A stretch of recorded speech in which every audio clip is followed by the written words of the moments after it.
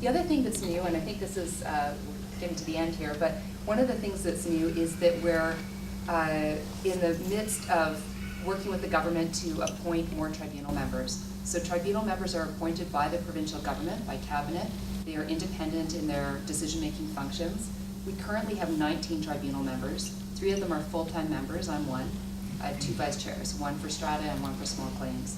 We're looking to, and sorry, the remaining 16 are part-time members who are scattered across the province and practice either in strata or in general civil litigation. We're looking to appoint an additional roughly 30 part-time members and an additional 2 full-time members. The part-time members are paid a daily rate for the work they do. Candidly, the daily rate that they get is roughly equal to what they charge for 1 hour of their time in private practice for a lot of them, so we're getting a bit of a bargain. A lot of them are doing this as a form of public service, which we really appreciate, but their availability is limited because their tribunal work is certainly not paying their mortgage. So we do need to really increase our capacity there, and hopefully that will reduce some of the timelines for getting a decision out. Our decisions are mostly written hearings, so you're unlikely if you're before the CRT to have to attend an oral hearing. If there's an oral hearing, that will almost never be in person anyway. It will almost always be through a combination of video and telephone conferencing. But we haven't held one yet. There's been no request by any of our parties to hold one, and though ultimately it's up to the tribunal member to decide what the fairest method of holding the hearing is. We aim for plain language reasons. You can be the judge of that.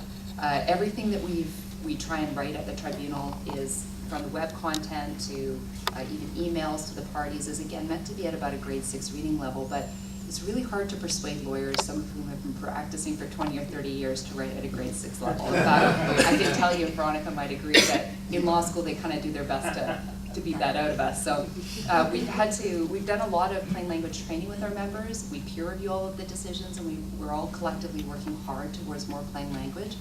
I don't think we're there yet, though. I don't think I'm there yet.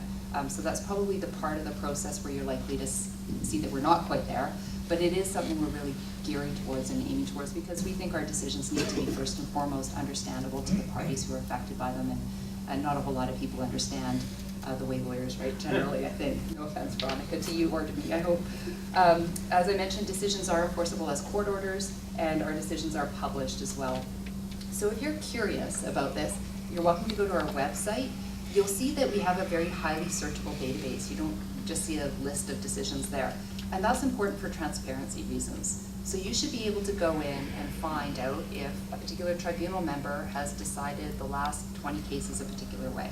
And you can only do that if you have a really robust, searchable database. Our decisions are also published on CanLead, if any of you are familiar with that. That's a free legal database.